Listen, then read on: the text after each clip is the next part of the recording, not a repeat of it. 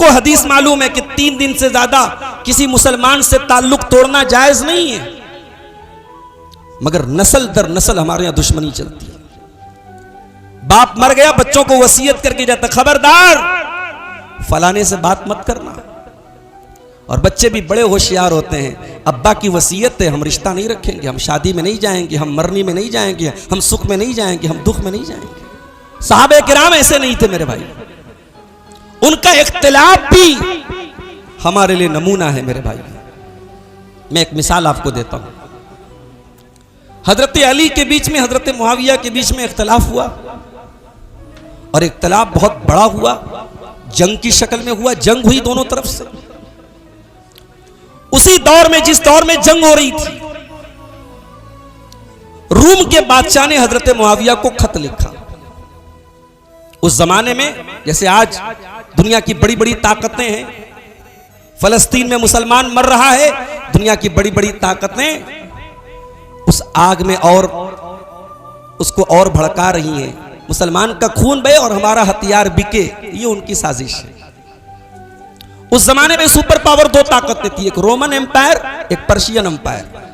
तो रूम के बादशाह ने हजरत मुआविया को खत लिखा, कहा कि ऐ मुआविया, हमें मालूम हुआ है कि आप अली के साथ आपकी जंग चल रही है, आपका इख्तिलाफ चल रहा है।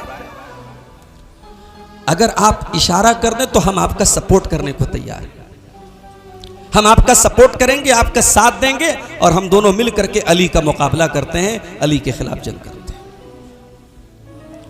तारीख के अल्फाज, तारीख के पन्नों पर आज भी अल्फाज दर्ज हैं।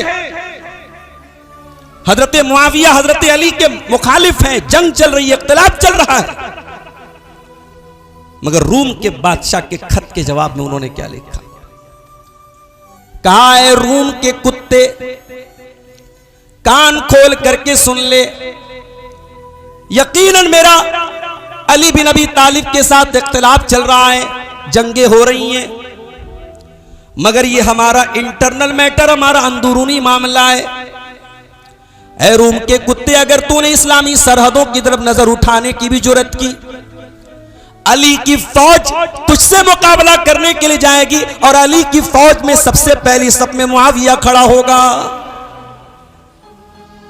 ये थे सहाबा।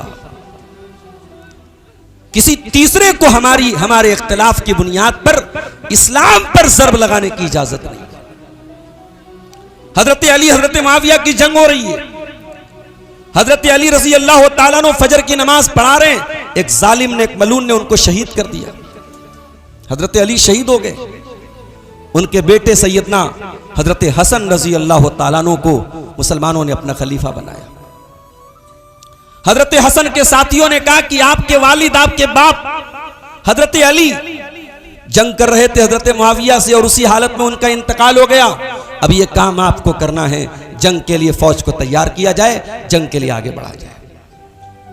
बुखारी के अल्फाज हैं, इधर से हजरत हसन का लश्कर आगे बढ़ा, उधर से हजरत मुआविया का लश्कर आगे बढ़ा। हजरत मुआविया ने हजरत अम्र बिन आस से कहा कि ए अम्र बिन आस, ये जंगें कब तक चलती रहेंगी? मुसलमानों के बच्चे कब तक यतीम होते रहेंगे? मुसलमानों की औरतें कब तक बेवा होती रहेंगी? इनका कौन पुरसाने हाल होगा? इनकी कौन खबरगिरी करेगा? ऐ अम्र बिन आस, मैं हसन को सुलह की पेशकश करता हूं, सुलह का ऑफर करता हूं, हो सकता है मेरा वो ऑफर कबूल कर ले।